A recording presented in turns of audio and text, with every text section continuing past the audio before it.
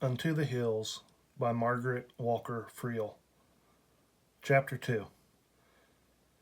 Cruel fate came stealthily in the night.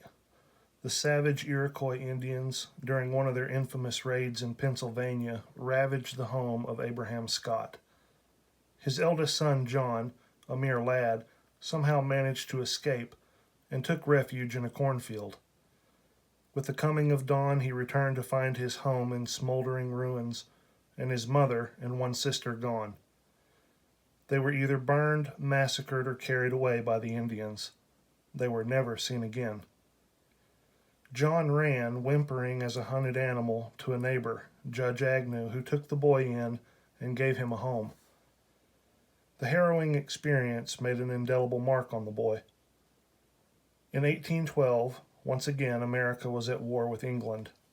On June 20th, 1812, when he was barely 20 years of age, John enlisted in the American Army. The war lasted for 2 years, but as is the real story of all wars, it accomplished nothing. It was Christmas, 1814. America was celebrating peace. Captain Marshall's company was disbanded. Lieutenant John Agnew Scott and the other young soldiers were being entertained in the home of Jacob Trinkle. The old German was quite taken with the young soldier. Towards the end of the party, he snatched up his very young and beautiful daughter and said, "Come, Mary Marie, here's to the brave Scotch soldier. John, here's to the prettiest lassie in Europe or America." With a courtly bow, John Scott made answer, "Miss Mary, what say you to our betrothal?" Young Mary's dark eyes sparkled as she made answer, "Yes, John, when I finish school." Jacob interceded, "John, Mary is young, but she will soon grow up. She is industrious and is being trained in a Catholic convent." Then with a proud smile he continued, "I'll wager my Mary is the prettiest girl in town." So on Christmas Eve, 1814, their troth was plighted. Mary Marie Trinkle was to become the bride of the daring Scotch soldier, Lieutenant John Agnew Scott. Here were two young people from quite different backgrounds with vastly different temperaments, planning to make their lives together.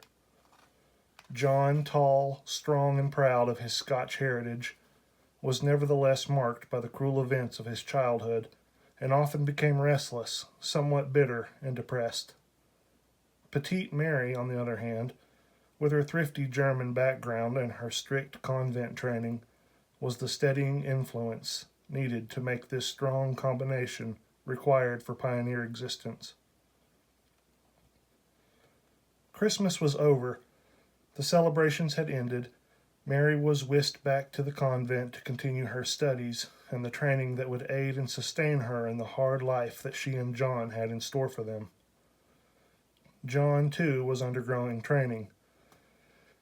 Jacob Trinkle had a large family, 2 boys and 3 girls, but he had taken a great fancy to his future son-in-law. Jacob took John into his home and taught him a trade. Mr. Trinkle owned and operated a blacksmith shop and a small mill. The Trinkle boys were expert smiths, but this did not appeal to John. He preferred the milling trade. John was happy for a time in learning his trade and getting to know the good people of Fairfield, Pennsylvania, which was to be his home. He became especially friendly with the Wogg family, who were neighbors of the Trinkles. In the spring of 1825, Mary finished her studies at the convent, and she and John slipped away for a secret marriage ceremony. On their return to the Trinkle home, another large, noisy celebration was held. Following this celebration, John and Mary became an integral part of the large Trinkle household. Yeomen and planters are alike in one respect. Land hunger is never appeased. In colonial days, all were searching for new and fertile soil. Consequently, as soon as the Atlantic coast was only thinly settled, migration moved northward, westward, and southward. Bold pioneers went through the valleys and along the rivers. Some were fired by curiosity, others by the prospect of cheap land, and still others were seeking mineral wealth. Some were hunters, fur traders, seeking wealth or adventure. They spread out in all directions, blazing trails and sending back tales of the wondrous sights to be seen and the lands to be found. In Massachusetts, the westward movement started as early as 1636 with the founding of Springfield. By the beginning of the 18th century, Connecticut settlers pushed north and west to the Hudson Valley. New York and Pennsylvania waterways were carrying pioneers away from their homelands to settle the hinterlands of this new and unexplored land. In the South, the westward migration was just as swift. Pioneers from the seaboard and others from the northern and middle colonies made the trek to the Piedmont Plateau between the ocean and the rugged mountains of the Carolinas. Events in Scotland in 1745 had sent great numbers of Scotch and Scotch-Irish to the New World. Again they came in 1746. These bands drifted almost en masse to the southern highlands of America. Many of these Highlanders came to the mountains of western North Carolina from Pennsylvania, where they had originally settled. As the pioneers of Scotch descent came in great numbers to the mountains of western North Carolina, they became the dominant influence upon the character of the entire population. They brought with them the honest but stern characteristics of their race, along with a self-sense of pride in their heritage and a straight-laced self-respect. They first settled on the upper waters of the Yadkin River in the extreme northwest corner of North Carolina. Later they spread over the whole of the southern highlands. Time moved swiftly. A child was born to John Agnew and Mary Trinkle Scott. Mary was quite happy. She was only 20, yet there was a composed calmness about her. She talked very little and seemed to live in a dream. This was to be her dream child, the child of her soul. She had a feeling that this was to be the fruition of all her hopes and dreams. Mary secretly hoped for a girl child. John, of course, wanted a boy to carry on the Scott name. The bold, daring John, when filled with Jacob Trinkle's brandy or beer, would say, "My son will have the heritage of the finest blood in the world. The Scots are descended from the brave and wealthy clan of Buccleuch on the borderland of Scotland." John and Mary were now living in Adams County, Gettysburg, Pennsylvania. The ever-restless John was fired with the exciting tales carried back from the frontier. John and Mary's brother were running a prosperous mill. This peaceful life was not for John. He wanted to be out exploring and settling new lands. Mary's being with child was a deterrent to his dreams of moving on, but he was willing to delay his plans until after his child was born, and it would be safe for Mary to travel. One day, John Wogg came into the mill saying excitedly, "John, a man back from the south says it's a fine country. The land is rich and there are minerals. There is iron and gold. That is where De Soto made his trip and found gold." "Wogg, I want to go," said John, "and I plan to. But I have to wait until Mary is ready. Why don't we go together?" "John Scott, that's a deal. Let me know when you're ready and we'll go south together," replied the delighted Wogg. When Mary's baby was born in early spring of 1826, John's disappointment at it not being a boy was immediately turned to pleasure when he witnessed the happiness in Mary's face as she cuddled the tiny girl in her arms. Grandfather Jacob, in his usual boisterous way, greeted his new grandchild with pride and pleasure. "This child must have a name," he bellowed. Mary looked anxiously at John and asked timidly, "John, what shall we call her?" John was thoughtful for a moment. Then he said, "It must be something special. You name her, Mary." Mary's eyes misted at this unusual privilege was given to her. The name for her dream child came to her out of the night. She would call her Margaret. The Greek words megrid, pegri, meaning pearl and signifying purity. But Mary's child must have two names. Jane from the Hebrew meaning grace of God. This would be her second name. The next morning, Mary asked, John, would you like to call our little girl Margaret Jane? John's face showed his delight. Mary, however did you think of those names? Of course I like them. After all, they are good Scot names. My sisters were named Margaret and Jane. So it was written into the large brown leather Bible in Mary's beautiful handwriting. Margaret Jane Scott, born March 15, 1826. Chapter 3. It was the summer of 1826.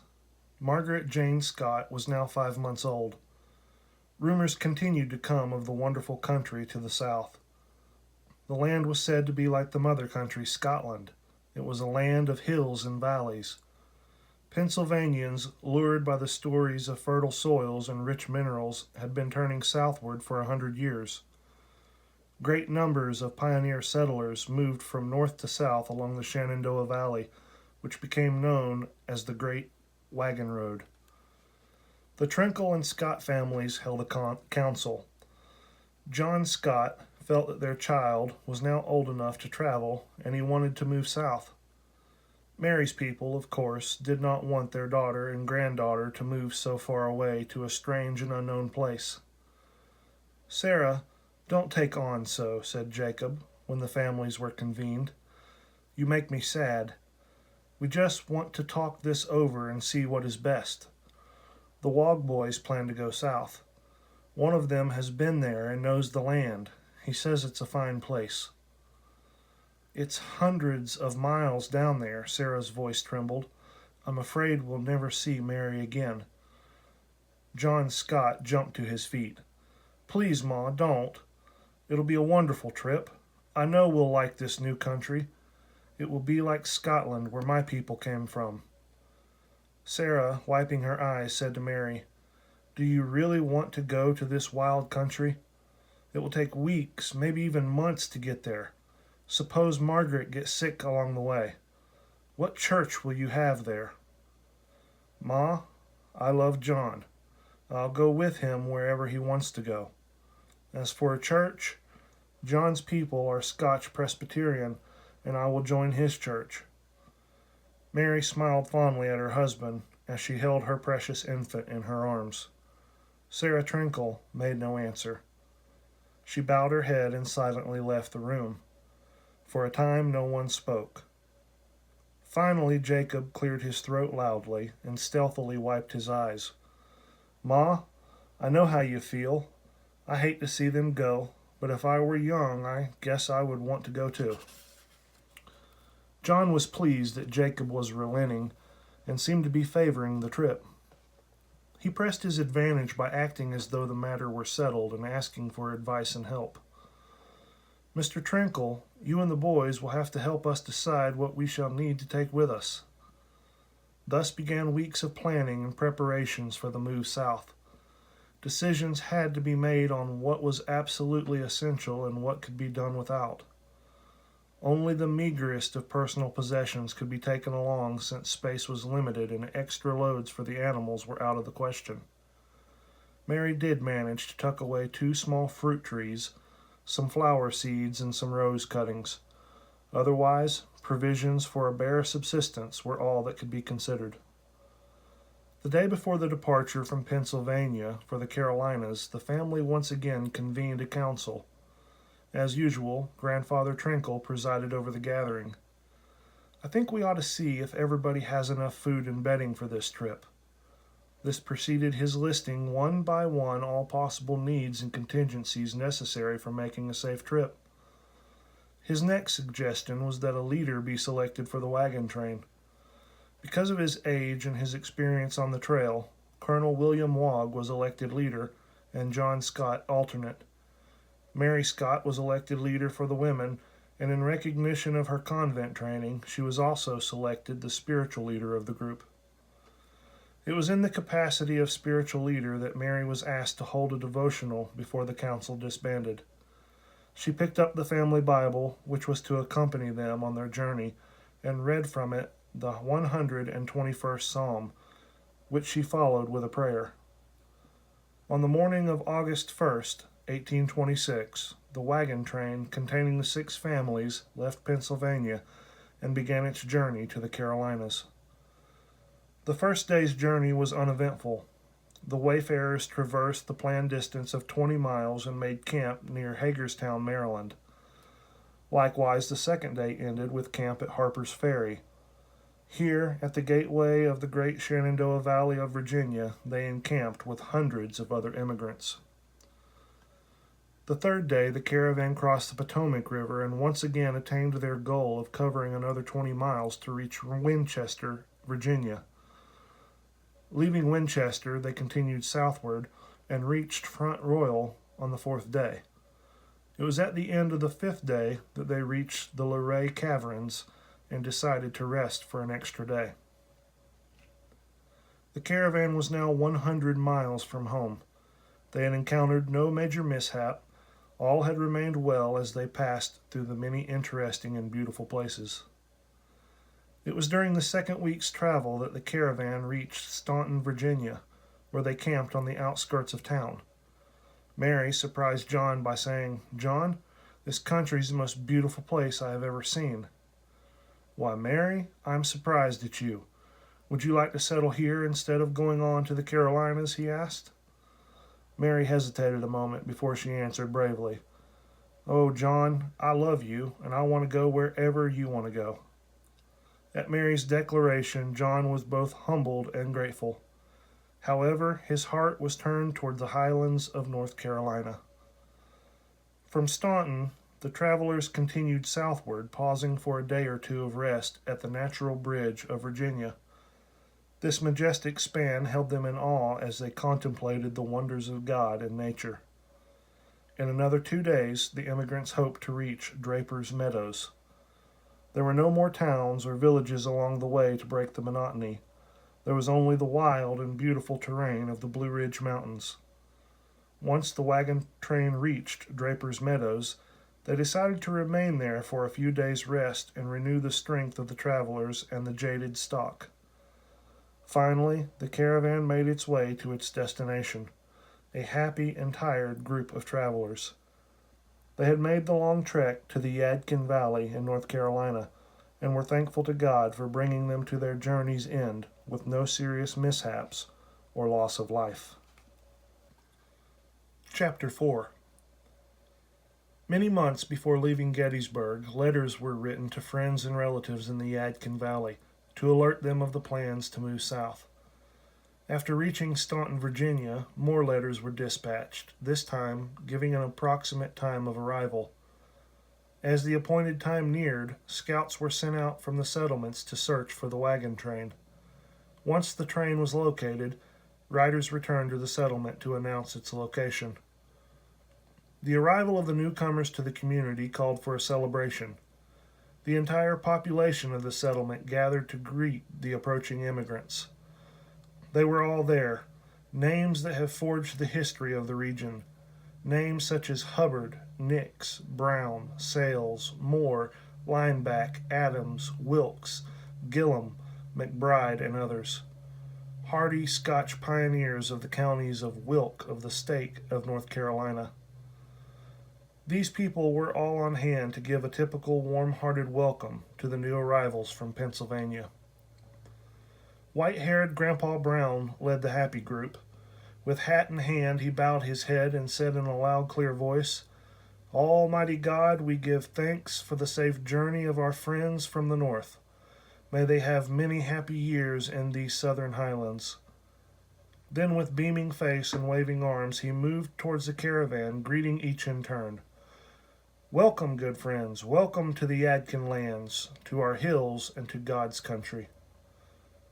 In an instant, the wagons were emptied. Boisterous shouts from the menfolk, hats flying into the air, women giggling and weeping from sheer joy. Bedlam reigned among the young and old.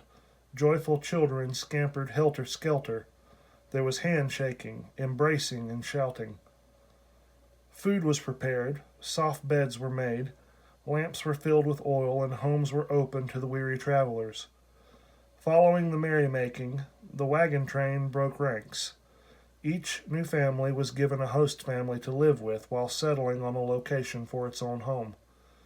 John, Mary, and little Margaret Scott went with the Brown family, who lived about a mile from the settlement.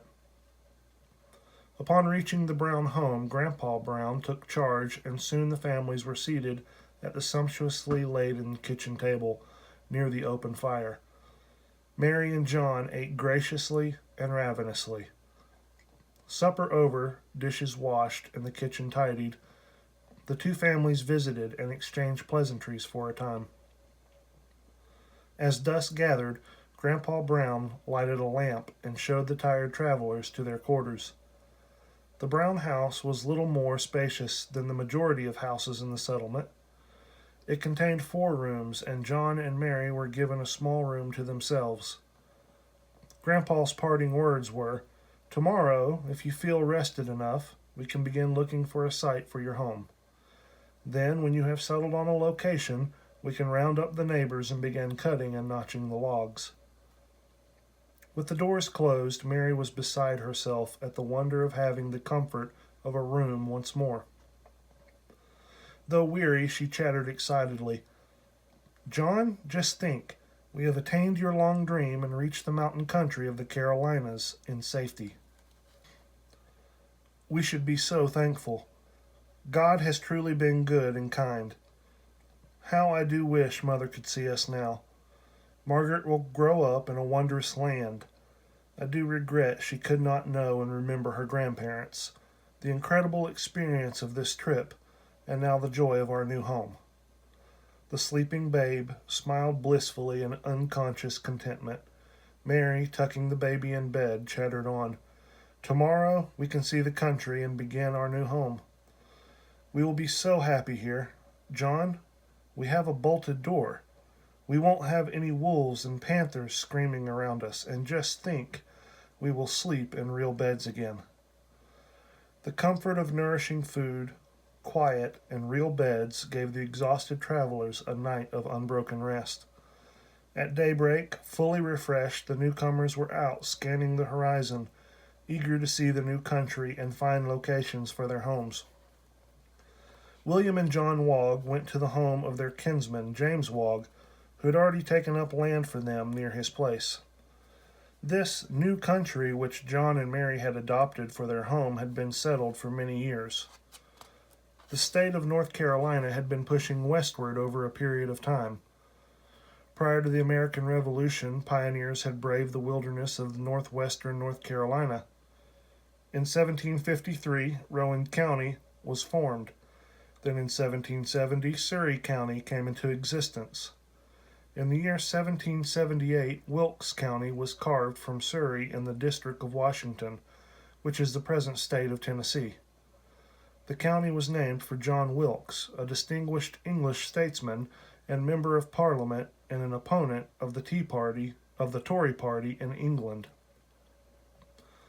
The Scots selected a parcel of land near the Yadkin River, about 4 miles from the county seat, and close to the Walker and Vanoy families, who were old settlers of the region. John wanted to build for Mary a frame house like the one she had grown up in, but he had to bow to necessity and economics and settle for a log cabin. With the aid of neighbors and friends, the cabin was soon a reality. There were 2 rooms, one of which was a large kitchen with an enormous rock fireplace. The winter of 1826 and 1827 in North Carolina was kind, with the weather unusually mild.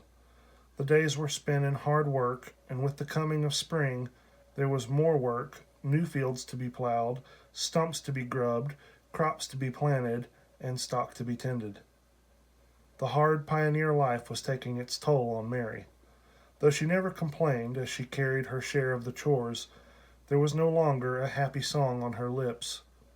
She missed her family in Pennsylvania, that large, boisterous group of gregarious German relatives. The little log cabin, several miles from the nearest neighbor, seemed so quiet. With little Margaret as her constant and sole companion, Mary started treating the toddler almost as a peer. There developed between the two a relationship more close and abiding than that of simply mother and daughter. Though she was destined to have more daughters and a son, though she loved them dearly, Margaret was always to hold a very special place in her heart. One day, early in May, when there was the slightest lull in the work, Mary suggested to John, "Do you think that since you seem to have a little time today, you could go into Wilkesboro? There are some things that we need." "Yes, the work is pretty well caught up. I guess I can go." Then, sort of hesitantly, he suggested, "Do you think you could come too? You haven't been out of the yard for months. I will hitch up the team, and you needn't get out of the wagon." Mary beamed at the thought of a trip to town, but she smiled a little sadly as she said, "Oh no, John, I wouldn't think of going, not in my condition. You go ahead. I'll stay here and have the night chores done when you get back." Then she added a little shyly, "Thank you for suggesting it." Mary and Margaret went with John to the gate. Suddenly she clutched his arm for a brief moment. John was concerned. It was not like Mary to cling. He looked at her with apprehension and said, "I won't stay long, Mary. I'll get your things and come straight home. Please don't bother with the night chores. I'll be back in time to take care of them." Mary watched John out of sight, then slowly returned to the house. She automatically resumed her usual chores. About mid-morning, she felt the first pang of labor. Her baby was coming, and she was alone. Mary now knew the greatest fear of pioneer women, to be alone in the wilderness at the birth of an infant. Time dragged on. The hours seemed endless as Mary prayed alone. Little Margaret's pleas for attention were, for the first time in her young life, ignored. "Oh, God," moaned Mary, "send somebody to help me." And then she wept. "Oh, Mother, I need you. You told me not to come to this wilderness. Oh, how I wish you were here." Again she cried aloud, "John, come home." Suddenly there were hurried footsteps out the front. The door burst open and John entered, followed by two people. "Mary," he called, "are you all right?"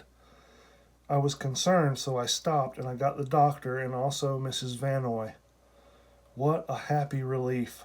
Mary was delighted. She relaxed and soon was happily smiling at her brand new little girl. John brought Margaret in to see her little sister, and another name was added to the family Bible. Sarah Amanda Scott, born May 4, 1827. Chapter 5. It was late summer when tragedy struck. Very early one morning, Joel Vanoy came racing his fastest horse to the Scott cabin. His voice was breaking as he said, "Something has happened to Ma. Please go stay with her whilst I go fetch the doc." "Of course, we'll go just as soon as we can make it," said John as he ran to the barn. John hastily hitched the ponies to the wagon. Mary snatched up a few pieces of clothing for the children. The four of them clambered into the wagon. John cracked his long whip, and the startled animals plunged into a gallop. Mary and the children held on as the wagon lurched and pitched in its headlong dash over the rocky mountain road. Elizabeth Vanoy lay quiet and white-lipped as Mary administered home remedies. At last, old Doc arrived. He looked at Elizabeth and shook his head sorrowfully as he said to her husband, "Joel, I'll do the best that I can." The 5 Vanoy children stood silently against the wall, and each prayed and waited as the doctor held his vigil into the dark hours of the night. Sometime between dark and light, Elizabeth died. The orphan children wept, and Joel felt the pang of guilt as he upbraided himself. "John, I let Lizzie work too hard. I shouldn't have brought her here to this wilderness. What will we do without her?" The coming of light brought great activity to the scattered settlement.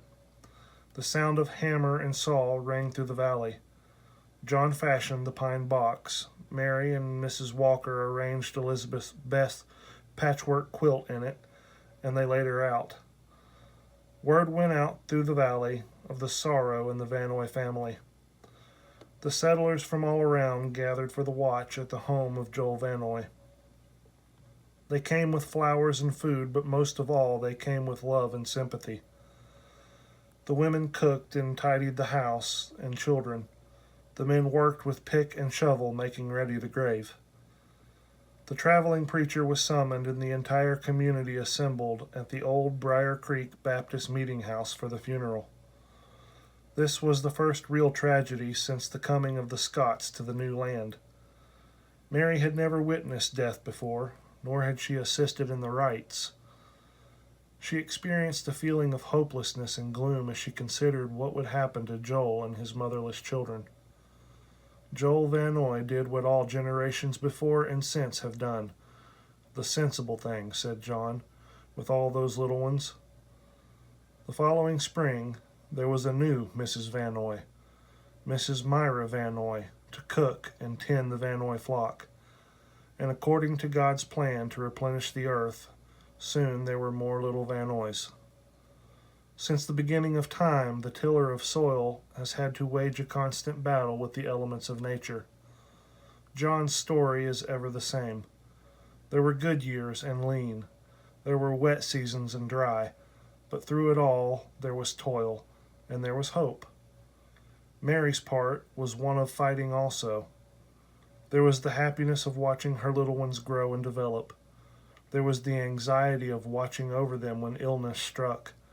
And with the man, as for the woman, there was toil, and there was hope.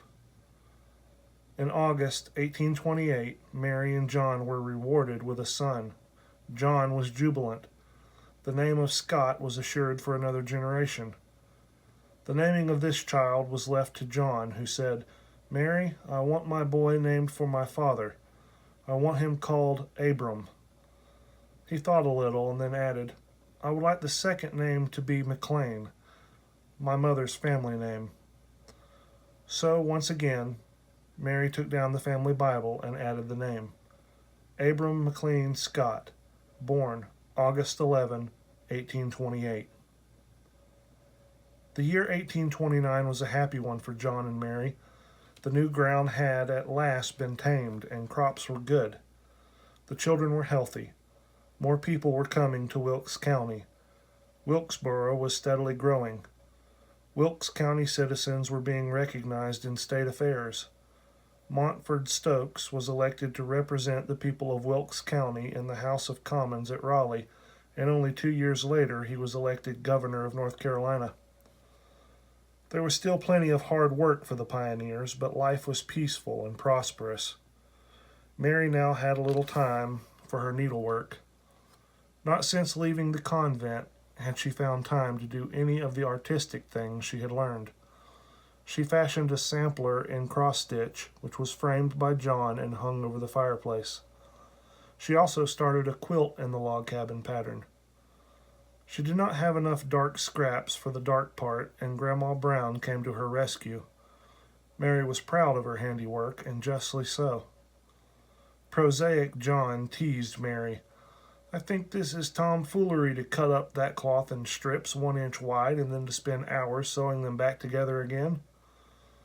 It will be beautiful when the pattern is completed. Just look." She laid several squares on the bed. "See, John, how the light strips fit together, making a light square, and the dark ones make a dark square. Some day I'm going to piece several of them. I'll make one for Margaret, one for Manda, and one for Abram as soon as I have time and enough scraps." So during snatched spare moments, Mary's skill and nimble fingers fashioned many beautiful and artistic pieces to be handed down to her children, grandchildren, and great-grandchildren.